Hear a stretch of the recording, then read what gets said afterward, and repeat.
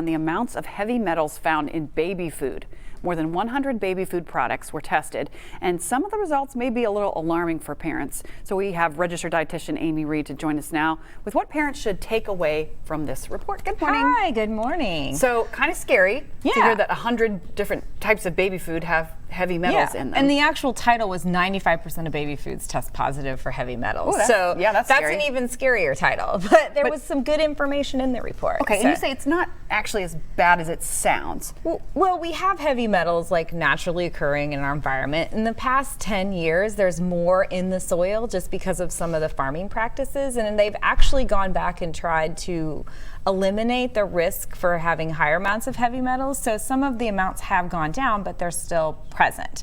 So the thing is any food grown in the ground can be at risk for that. Sure. But that's no reason to not eat foods grown in the ground because they have a lot of high nutritional benefits. So there's a lot of good suitable substitutes that parents can use to decrease the exposure of heavy metals. So I know one of the things that I've heard about is rice having high levels of arsenic. Yes. And so I've heard, maybe you shouldn't give rice food to infants? Yes. Or the cereal, I guess. Yeah, and really a lot of the rice-based baby foods are a lot of snack foods that infants don't really need. So like rice cereal, that's typically where we started in the past to give iron to infants because it's so important at 6 months, but there are other foods that can be given. If you need to give a cereal, oatmeal would probably be a better choice, the baby oatmeal. I've seen like an oatmeal quinoa baby cereal in the store. You could also even start with some soft cooked meats, some beans, those kinds of things to give iron.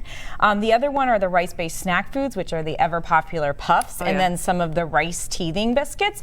Honestly, babies don't need these. You could even, for snacks, you could give small pieces of fruit that they can pick up with their hands, or like this broccoli spear, if they can pick it up by the stem and kind of gnaw on that. You can give like whole grain toast and things like that with a little bit of nut butter on it. Another product they found was high in heavy metals was fruit juices.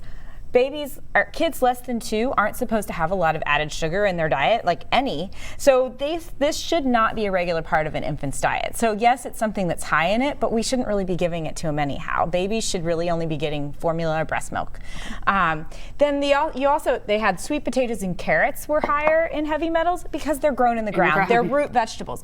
That doesn't mean we don't give them to babies. That means we just maybe want to mix it up with some other fruits and vegetables. And there's so much variety on the market now that parents can use. So it's okay maybe if sweet potato is kind of mixed in with another one of these pouches. It's not 100% sweet potato. Or you're giving sweet potatoes like on Monday, but then you're not giving it again until Friday type of thing. So the title to me of this report should have been Variety Helps to Decrease Your Child's Exposure to Heavy Metals, because that's a useful title for parents so they can feed their kids out of knowledge and not fear. Right. So you still want to get some of these foods in their diet because they provide good vitamins. You just don't want it every day to be.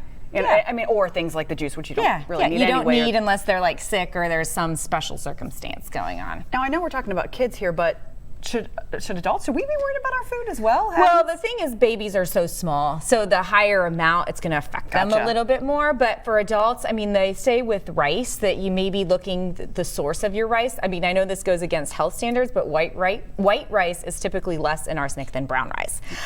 Rice, I think, grown in the western part of the United States has lower levels than some grown in the southern part of the United States. So looking at things like that. Okay. Always great information here. And if people need to find you, AmyReedNutrition.com on Instagram and Facebook. Okay. Thank you, Amy. Tara? I love her.